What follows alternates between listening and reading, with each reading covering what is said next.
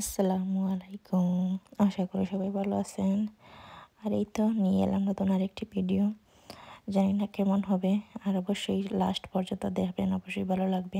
এখানে আমি সেহরির জন্য উঠে পড়েছি। ভাবলাম যে একটু তরকারিগুলো গরম করে নিই। আর এই তো আমার প্রায় গরম হয়ে গেছে, আর ওই দিক দিয়ে ভাতও হয়ে আসছে। তাই বললাম আমি খেয়ে নেই, পরে আদিন আব্বুকে ডাকবো। যেহেতু আদিয়ান আকসা উপরে আছে, ওদিকে একা রেখে আসা যায় না। দেখা যায় যে আকসা কান্নাকাটি করে, তাই আমরা একজন একজন করে খাই। আর এই তো সেট খাওয়া হয়ে গেলে, এটা ছিল পরের দিনের ভিডিও। আর এখানে আমি ইফতারের বা সেহরির জন্য আবারও রান্না করতেছি। এখানে প্রথমে আমি ইফতারে রান্না সবসময় করি। দেখা যায় যে সময় থাকলে আমি সাহারি রান্না করি। আর একদিন রান্না করলে তরকারিগুলো উঠতেই চায় না, মানে অনেক কষ্ট লাগে। আবার একটু পুরনো তরকারি হয়ে গেলে খেতেও ভালো লাগে না। আমার দেখা যায় যে আমার রেগুলারই রান্না করতে হয়, প্রতিদিনই একটু একটু করে আমি রান্না করি। আর আদিয়ান আকসা তো আমাদের তরকারি খায় না। দেখা যায় যে আদিয়ানের জন্য 2 দিন পর পর আমি চিকেন রান্না করি বা ডিম ভুনা করি। ওর এই দুটাই পছন্দ, ও আর কিছু খায় না। আরও মানে খাবার লিস্ট খুবই ছোটো আদিয়ানের। আর আকসা তো এখনও ছোটো, ওর জন্য আমি প্রায় সময় খিচুড়ি রান্না করি, দেখতেই পারতেছেন। ছোটো একটা হাঁড়িতে খিচুড়ি রান্না করা, সবজি দিয়ে, কখনো ডাল দিই, আবার কখনো ডাল দিই না। দেখা যাচ্ছে ডাল দিলে ওর গ্যাস্ট্রিকের সমস্যা করে, তাই ডালটা আমি স্কিপ করি প্রায় সময়। আর এই তো এখানে আমি চানাগুলা দিয়ে দিয়েছি, সাথে তো আলু দিয়েছি। আলু দিলে কী হয়, খেতে অনেক ভালো লাগে। আর ওই দিক দিয়ে আমি তাড়াহুড়া করে রান্না করতেছিলাম। আকসা কান্নাকাটি করতেছে, ওর আব্বু ওকে সামাল দিতে পারতেছেন না। এখানে আমি আমাদের সিলেটি ঐতিহ্যবাহী খিচুড়ি রান্না করতেছি, পাতলা খিচুড়ি। আমাদের দেখা যায় যে পাতলা খিচুড়ি না হলে না হয়। যখন কোনো অনুষ্ঠান বা আয়োজন করি, তখন আমি বিরিয়ানিটা রান্না করি। দেখা যায় যে এমনিতে খিচুড়ি রান্না করি। আমি খিচুড়িতে এক এক সময় এক একভাবে রান্না করি। এখানে আমি টমেটো দিয়েছি, সব কিছু দিয়ে রান্না করেছি। আর এই তো আমার চানাটা হয়ে গেছে, জাস্ট ধনেপাতা দিয়ে একটু নেড়ে চেড়ে নামিয়ে নেব। আর এই তো মানে বিদেশের লাইভ বলতে পারেন।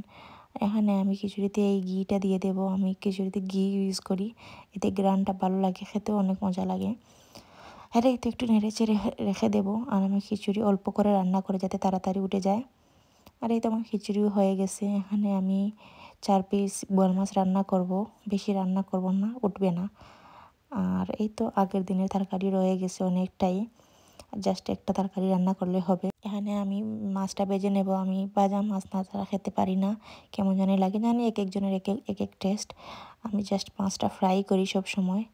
আর এখানে আমি হলুদ লবণ লাগিয়ে নিয়েছি, এভাবে লাগিয়ে ফ্রাই করবো, এতে মাছের যে স্মেলটা ওটা চলে যাবে। এর আগে আমি লেবু দিয়ে কয়েকবার ধুয়েছি, যেহেতু ফ্রোজেন মাছ অনেক দিন থাকে ফ্রিজে, জানি না কখন আসছে না আসছে। আমরা তো ফ্রেশ খেতেই পারি না, যার সামুদ্রিক মাছটা ফ্রেশ খাওয়া যায়।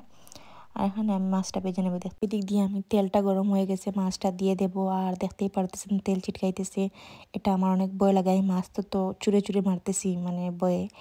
যেহেতু ফ্রোজেন মাছ বাংলাদেশে এমন হতো না, এখন দেখা যায় যে মাছ বাজার সময় অনেক বেশি তেল ছিটকায়, জানি না কেন। পরে ভাবলাম না, একটু ডেকে দিই, এতে আমি পরে রান্নাটা করতে পারবো। না হলে দেখা যাবে যে তেল ছিটকে গায়ে পড়তেছে, মুখে পড়তেছে, এটা হরিবল। এই তো আমি একে একে করে পেঁয়াজটা দিয়ে দেব। আমি অল্প হাতে পেঁয়াজটা বাজবো, অন্যদিকে আরেকটা অ্যাক্সিডেন্ট হয়ে গিয়েছিল। আর যেহেতু মাছ ফ্রাই করা হইতেছে, পেঁয়াজও ভাজা হইতেছে, যেহেতু ফ্রাইয়ের জিনিস, আমার বাসার অ্যালার্মটা বেজে উঠছে, মানে ফায়ার অ্যালার্ম। আমি তো খুঁজেই পাচ্ছি না, যেহেতু নতুন বাসা, কোথায় বাজতেছে, কিচেনে তো বাজার কথা। পরে দেখি না, এটা আমার মেইন ফ্রন্টের রুমের সামনেই।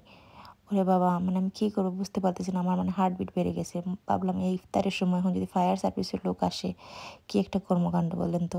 পরে আমি একটা টাওয়াল নিয়ে একটু মানে বাতাস করছি, পরে চলে গেছে। যেহেতু আমার আগের বাসায় অনেকবার ফায়ার অ্যালার্ম বাজছে, এখানে আমার বাজার সাথে সাথে আমার হার্টবিট মানে বেড়ে গেছে। মনে হইতেছে যে না, মানে আবার যদি ফায়ার সার্ভিসের লোক আসে, একটা লম্বা কর্মকাণ্ড হয়ে যাবে।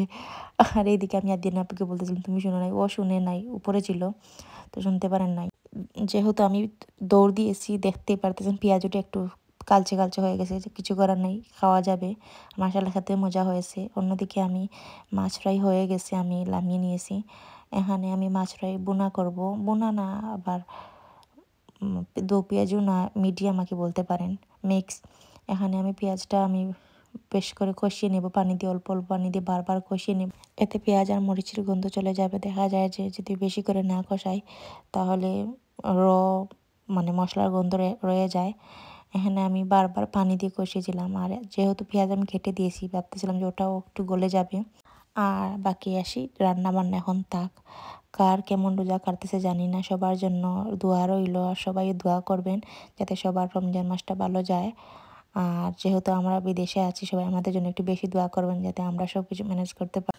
একা একা রোজা রাখা অনেক কষ্টের, যেহেতু ফ্যামিলি সবাই দেশে আছে। এখানে আদিনা আব্বু আছে ঠিকই, কিন্তু ফ্যামিলি মা বাবা ভাই বোন সবার কথাই মনে পড়ে। কিছু করার নেই, এটা বাস্তবতা মেনে নিতে হবে। তবু মনে হয় ইফতারের টেবিলে বা যখন সাহারি খেতে বসি দেশের কথা অনেক বেশি মনে পড়ে, সবাইকে অনেক বেশি মিস করি। আর এই তো আমার রান্নাবান্না হয়ে গেছে, আর সবাই আমাদের জন্য দোয়া করবেন। আর এই তো আলহামদুলিল্লাহ আলহামদুলিল্লাহ সব কিছু ঠিকঠাক মতো হয়েছে। আর আমাদের ইফতারের টাইম প্রায় চলে আসছে। আমি সব কিছু রেডি করে নিয়েছি। আদিয়ান আকসা ওর আব্বুর সাথে খেলতেছে দুজন, জানি না কী অবস্থা ওদের, হয়তো ওদের আব্বুকে পাগল বানিয়ে দিতেছে। দেখে আসবো ওরা কী করতেছে, চলেন দেখি ওরা কী করে। এখানে আমি ইফতারগুলো রেখে যাব আর ওদেরকে ইফতারের টেবিলে নিয়ে আসবো, দেখেন ওরা কী করে। চলেন, এই যে কি একটা অবস্থা। এই দেখুন আমাদের আকসা বুড়ি কী করতেছে, আদিয়ানের ওয়াচ নিয়ে খেলা করতেছে। ও প্রায় দুষ্টু হয়ে গেছে। আর ঘরের অবস্থা তো বেহাল, ইফতারের আগ মুহূর্তে প্রতিদিনই এই অবস্থা আমার, মানে প্রতিদিনই দেখা যায়। আমি ওদেরকে কিছু বলি না, কারণ ইফতার তো বানাতে হবে। যদি আমি ওদেরকে খেলতে না দিই তাহলে আমাকে ডিস্টার্ব করবে, তাই প্রতিদিনই এই অবস্থা হয়। পরে আমি ক্লিন করতে হয়, কার্পেটে চিপস টিপস ফেলে রেখে, মানে অবস্থা বেহাল বলতে পারেন। ওইদিকে আদিয়ান আসছে, রমাদান মুবারক বলতে সবাইকে।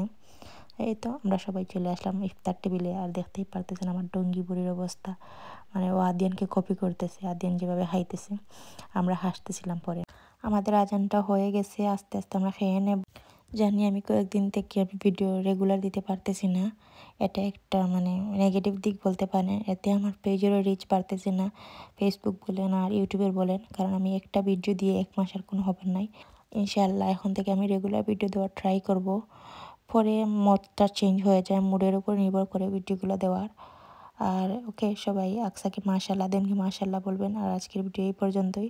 ওকে, তাহলে সবাই ভালো থাকবেন। আল্লাহ হাফিজ।